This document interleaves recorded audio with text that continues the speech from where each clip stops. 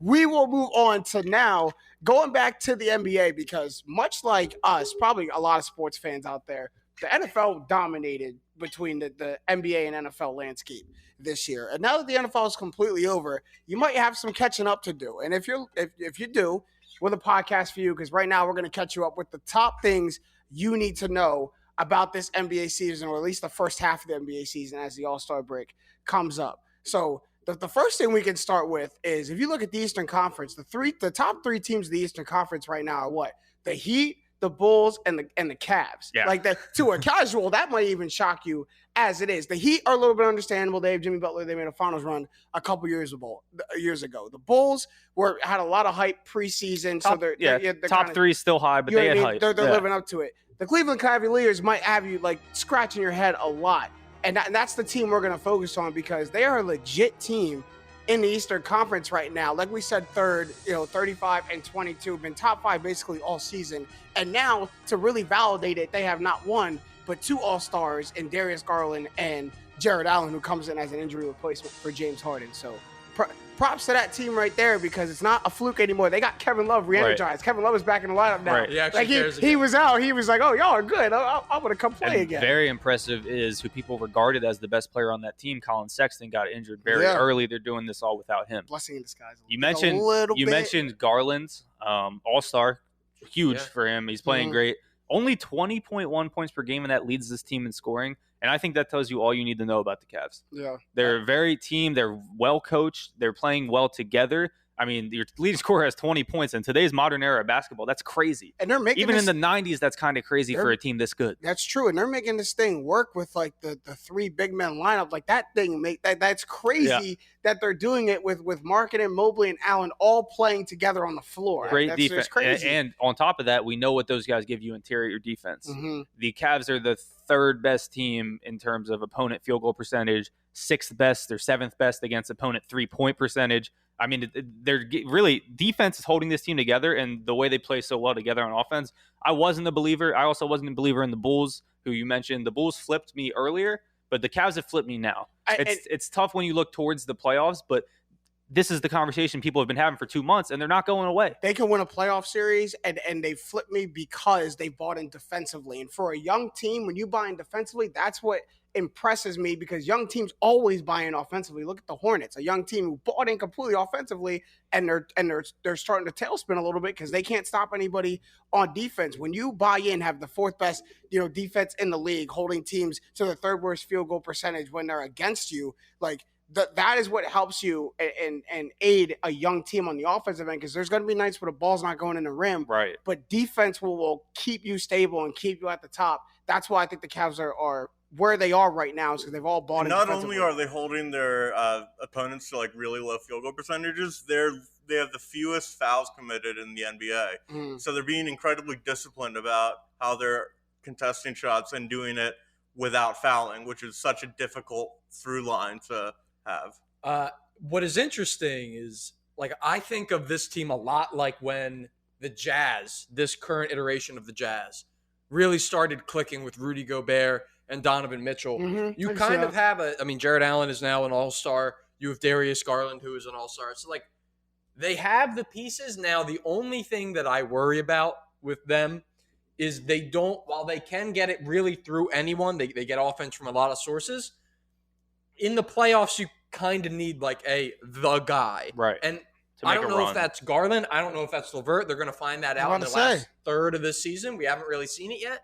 But if they can figure that out, I'll be bought in for them going into the postseason. It's tough. It's really tough to say. But like the Colin Sexton injury is almost like a blessing in disguise. It just opened up a map and a blueprint for the Cavs, at least for their young guard situation, because you had Colin Sexton and Darius Garland, who it looked like Colin Sexton was going to emerge to be the better of the two. He was kind of like their best player, the leader of their team. But like you could see Darius Garland had it. They just played the same position. Like they're almost the same player. And then Colin Sexton goes down. You move Darius Garland completely to that one, and he blossoms to an all-star. And then it's like our team needs one thing. Now we need that wing scorer that we thought Darius Garland could be. And then here you go, Karis LeVert. Hopefully he plugs into that role, and I think the Cavs are so balanced, but I think that kind of like almost ostracizes Colin Sexton. That kind of pushes him out of out of the see what picture for the happens. Well, Cavs. then they could trade Sexton in the offseason for a piece of Big trade value, And too. this is what Big trade value. this is actually, and you mentioned Garland too. Like you mentioned, even just having like the scoring ability. It's like also like 10 assists in the month of January per game. Yeah, nice. Only second to Chris Paul. I think it was slightly under 10, like 9.8, whatever. But what I love about the Jazz, and this is something that it's obviously not plausible for a lot of teams in the state of the league, is this is the team that's had the most number one picks in the last 10, 15 years. Mm-hmm. They've top 3 in lottery picks with really one every year besides the little stint LeBron gave them back from 15 to 17 or 18, whatever it was. And they just decided, no, we're going in. No, we're trading for Karis LeVert. We're super young. We're getting a lottery pick every year. Garland was a lottery pick. Sexton was a lottery pick. Evan Mobley this year was the third pick in the draft. And they said, no, screw it. We're good. We like what we have. Let's make our team better, which is awesome because they're not behind in draft capital, right? They have all their picks coming up. They have young guys. They have a core. They could rebuild this for 2 or 3 years, and they're just like, all right, we're going to take this quote unquote superstar. Obviously, he's not in Karis LeVert, but he's shown flashes here and there. We're going to take a guy that can be the best player on our team in some world, and you're going to give it to us. We'll trade for that. I love teams going all in on For that. me, the problem with the Cavs is there are 6 other teams I'd pick them to lose to in the playoffs in the East. Right. Yeah. So it's just like a rough luck of the draw kind of situation. And it's tough. They're a young team. They're a good team. And if they played in a playoff format that was best of 3, they probably win a playoff series or 2. But they play in a playoff series format that's best of 7. So after you get past that first round, after you're done playing the Pacers or the Hornets or something in the first round, then you go have to play the Celtics or the Heat. Which is also like there's going to be like really the East playoffs is going to be ridiculous when you think about it. We'll talk about some more teams, but like the Celtics could be like the 7 seed and like you wouldn't even bat an eye. Like, every team above them is better. And like it's going to be stacked. No, you're so true. And I actually was about to say, and I'll say it, I'll double down on it. That like I don't think the Cavs stay 3. Like I think there's a playoff push that a lot of teams below them are going to make, and it's going to put them in that 4, 5, 6 category in the mud, in the thick of it, in the Eastern Conference. And then you might get lost in the sauce a little bit when these veteran teams start to figure it out and make that playoff push. But to be at the All-Star break, a top 3 seed, like when's the last time the Cleveland Cavaliers, outside of LeBron James, had a positive direction for their basketball team? In the 90s. Mark Price. Right. Yeah, Mark Price. Ew. And that was a glass ceiling because, Jordan's over there. So, like, at some point, we going to get – but so far in this Eastern Conference, this is an exciting time for the Cleveland Cavaliers. So, had to help you to that. The next thing that you probably should know about the first half of this NBA season actually just happened right before this All-Star break coming up. And that is the big blockbuster trade between the Nets and the 76ers. Y'all got your guy. We've been talking about it. But what we need to talk about is how both teams benefited from this deal. Like, I'm so tired of hearing Daryl Morey got finessed or he got hosed because he didn't. Or the Nets didn't get what they needed because they did. Like, both of these teams benefited from this trade. One may have got a little bit more than the other, but both teams addressed what they needed to and got rid of what they needed to. That's just as much. So we could talk about it because I think both of them got what they needed in this trade. Yeah, but they got their Draymond. They have like your Steph Curry type point guard over there in Brooklyn. You got Kyrie Irving, who's equivalent. You got KD, who's on that great team, and then you have everyone knows Durant can't win without a Curry. Everyone and you're unable to shoot, offensively challenged Draymond, who is good at passing and can play defense. That's exactly what Ben Simmons is. Supposed to talk about how they benefited. It's a great thing for them. They have now an all NBA, all defense level player in Ben Simmons. And then also you have shooters, which I'm not going to say they were lacking, but adding Seth Curry is now a strength on strength. Drummond, I don't know how far that gets you against the Giannis's and the Embiids of the world, but it's a bench improvement. And then you also, which I think is a bigger thing than people realize, is like, things were not good there with Harden. They did not want Harden there just as much, maybe not just as much, but similar to how the Sixers did not want Simmons there. Harden was just showing up and playing badly. So I mean, on the Brooklyn side, I don't think it's anything but a win for them. But I don't think Daryl Morey got hosed. No, he didn't. That's definitely not. Both teams got better. Like, the Sixers have a shot to win the title this year. And they really didn't before the trade. And people were talking about, the Sixers should have gotten like Malcolm Brogdon and a pick for Ben Simmons. Like that's how bad it was at points. Buddy Hield and Harrison Barnes.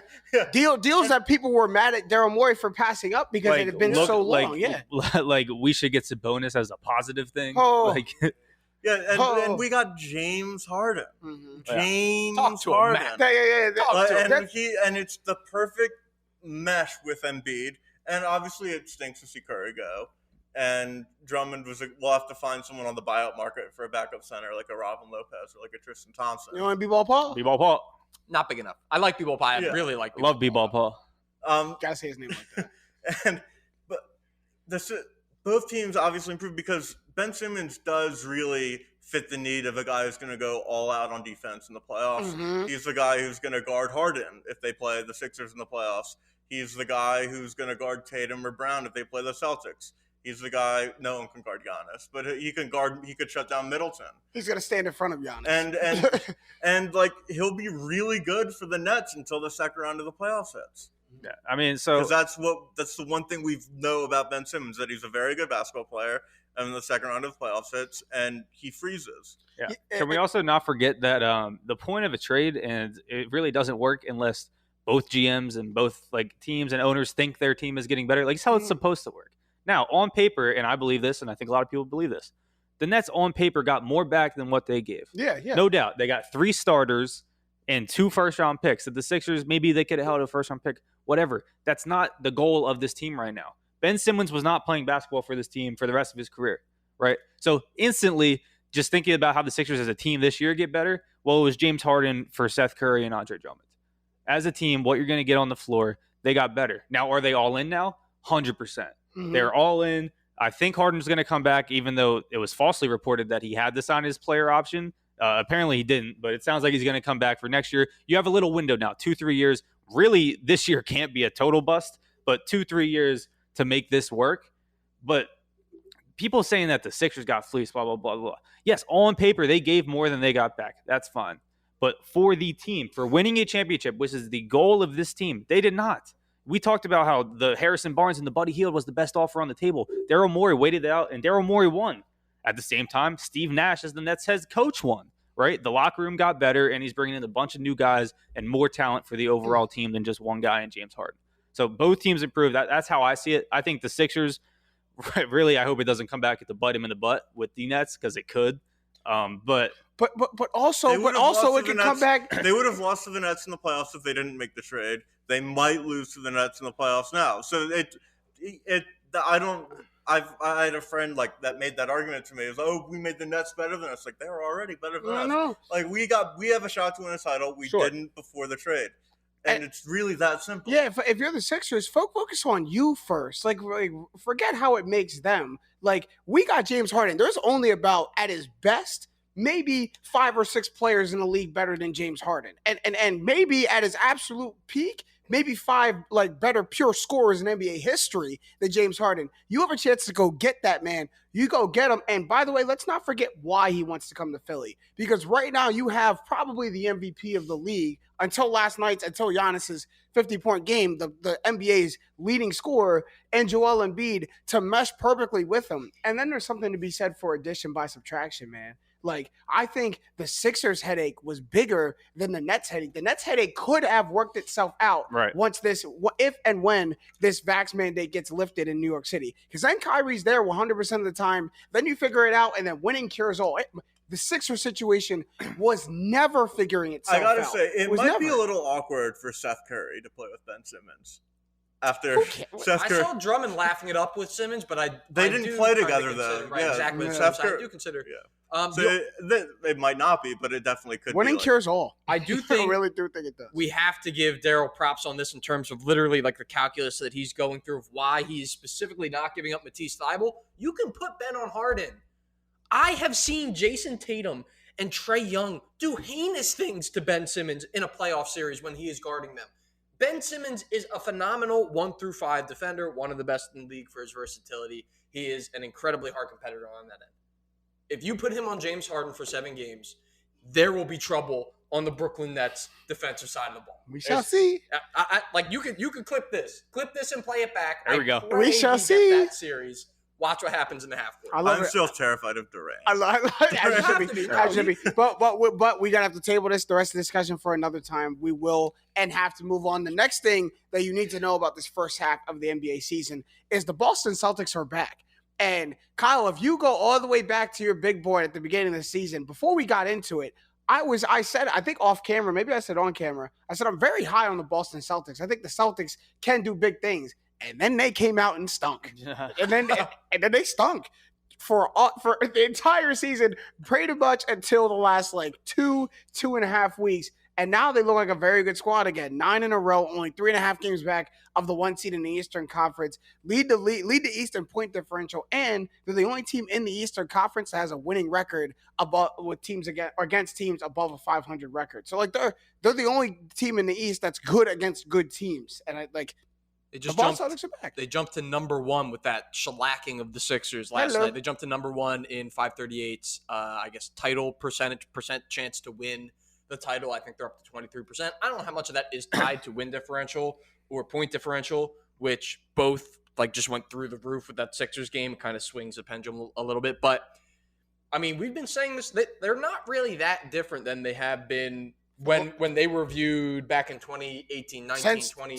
Since Jaylen Brown and Jason Tatum they've been the same team. Al Horford is back. Daniel Tice is now back. And swapping, just quapping threes on the Sixers like he is, like Ray Allen. But they do. I mean, it's like the same song and dance with them. And ultimately, that stuff that boiled up in the beginning of this year with maybe Jason Tatum and Jaylen Brown, that they're not really fit to be on the same team, on a championship team together. You can go back even before that. There was reports of fighting in the locker room. Marcus Smart, Brad Stevens ends up leaving as the coach. They also had to adjust to a new coach this year, and it looks like they finally kind of figured it out. Yeah, Ime Udoka, I think, is a good coach. But if I see Nia along sideline at my games, I'm hooping.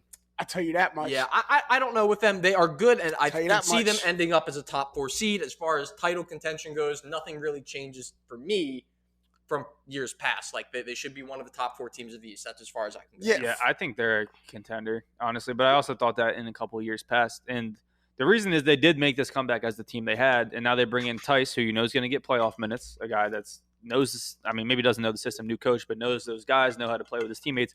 And they just made a great trade in my eyes to get Derek White for Josh Richardson. Good acquisition.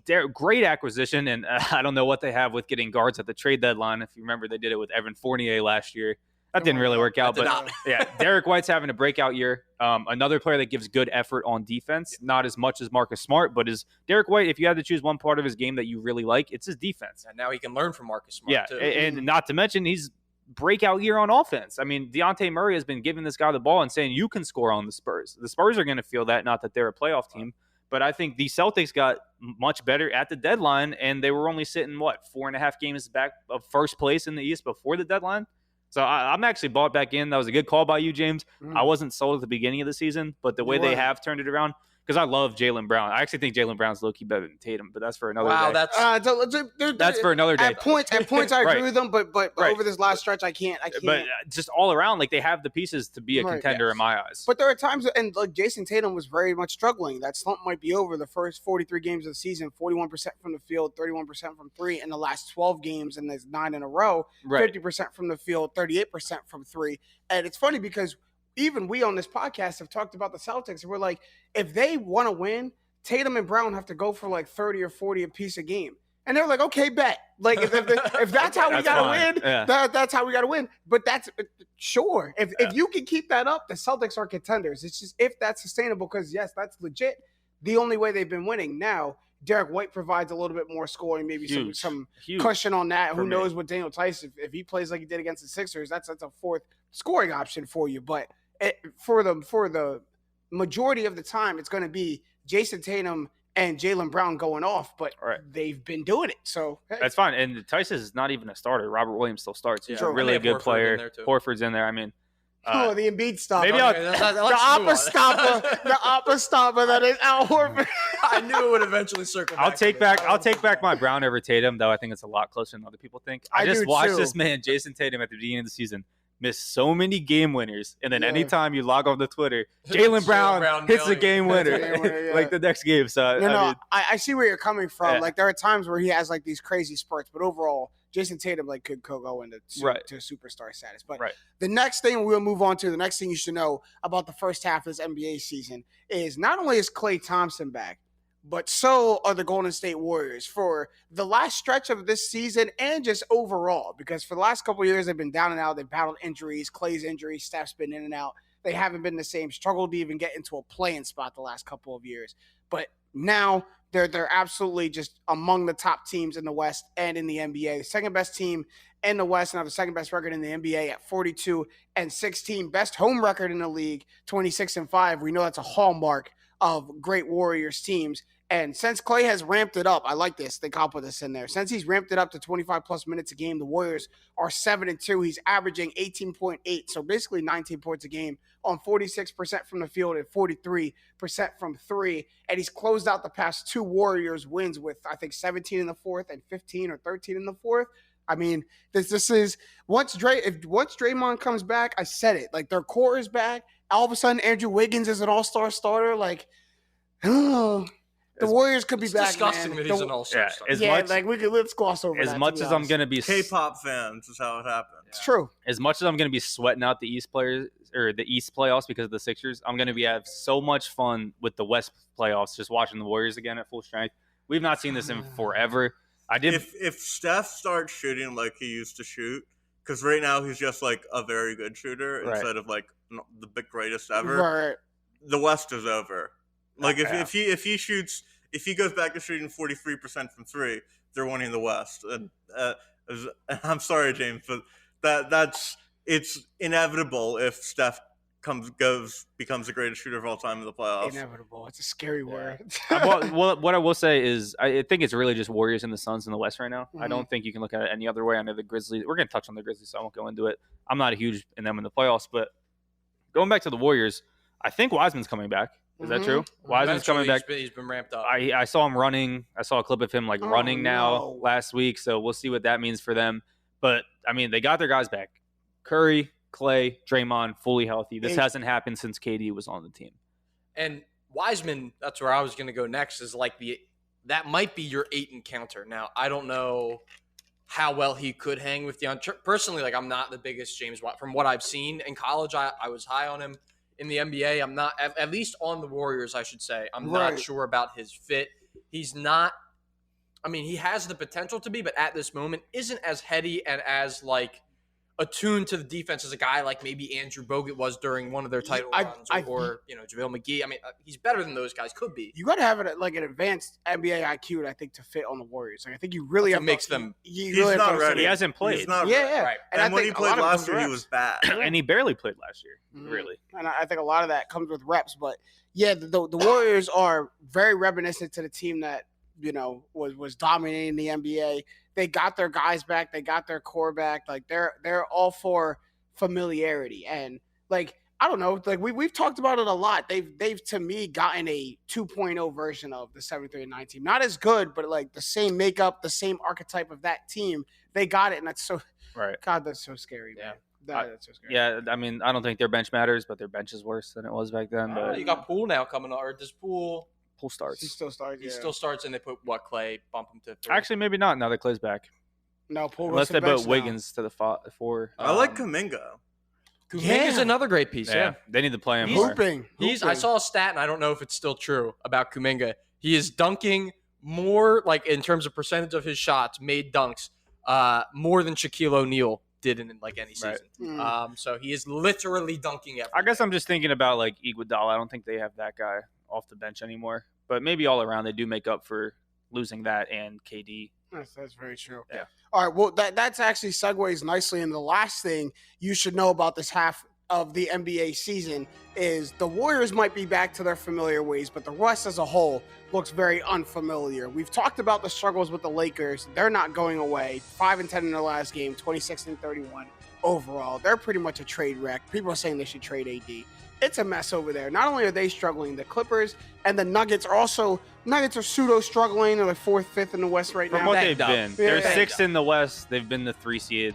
each of the last 3 seasons. Right. They're missing second and third best players. Exactly. But the Clippers also banged up and also struggling. Now they're down their 2 best players. And then teams who have taken advantage of that have been the Grizzlies, obviously, who are third in the West right now, and the T-Wolves, who are higher than expected. How about the T-Wolves, man? Love the T-Wolves. And a playoff spot, man. Like, playing hard, playing for each other. Their big 3 of Cat, Ant Edwards, and D'Lo are all showing out. Ant Edwards, 22 points a game. Towns, 24 points a game. D'Lo, 19 points a game. Like, how about it, man? Like, it's honestly, I think I like to dunk on them more than I like to kind of praise them. But it is nice to see now the Minnesota Timberwolves kind of finally. I remember reading an article back when Simmons and Embiid were just drafted. Jokic was finally starting to come out, and it was like ranking the top young cores, and Minnesota was number 1 with Wiggins, Towns, and now finally they circled back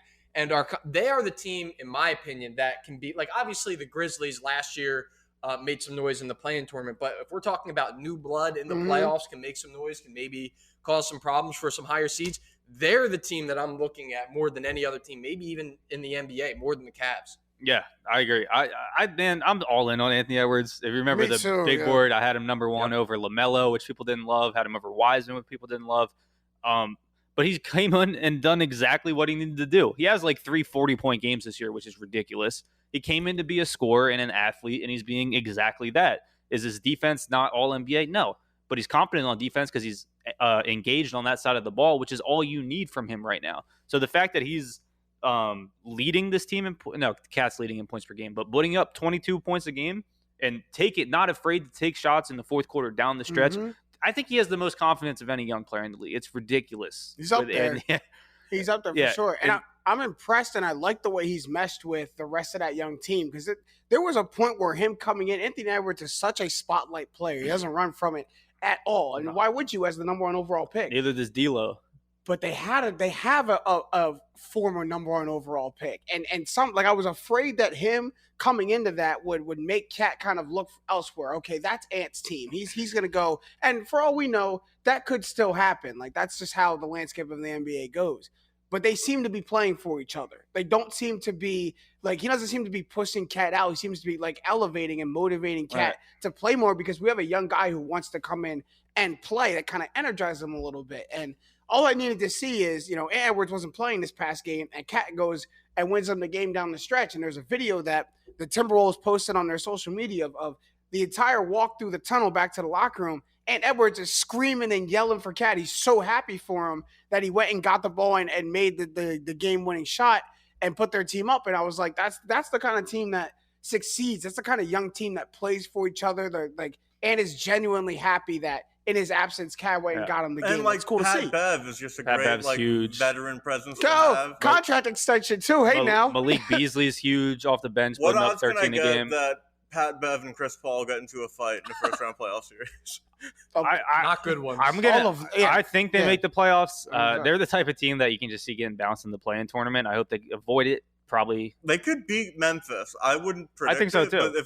But if they could get to 6, they're literally Memphis is 3. They could beat Memphis. They're the Memphis of last year in my eyes. Yeah, me too. Memphis took game 1 off of the Jazz last year, the number 1 seed in Utah. I think this team can take anyone really to maybe not a whole 7-game series, but can fight in any playoff series in the West. When Anthony Edwards got drafted, I was doing the Odyssey NBA podcast. We had on his coach, Tom Crean, and he was like, look, Anthony Edwards, his ceiling could be like Dwayne Wade. He has the same build, same skills as Dwayne Wade. I think that was my comparison in the big board. What is crucial for him is, though, what he said is he has to be in a competitive, good competitive basketball environment. Mm-hmm. That's what Minnesota is now turning into. So, I think out of nowhere. Right, exact complete script flip. And you know what? Good for them. Good for them, because they really haven't had much to cheer about in a long time. Gotta love it. That right there, in no order, were the 5 things that you probably need to know about this first half of the NBA season if you weren't paying attention. So I'm glad we got everybody caught up to speed, because, it's time for the NBA's basketball season officially now. No more football to lean on. No more Super Bowl. Got to start to get back into it. But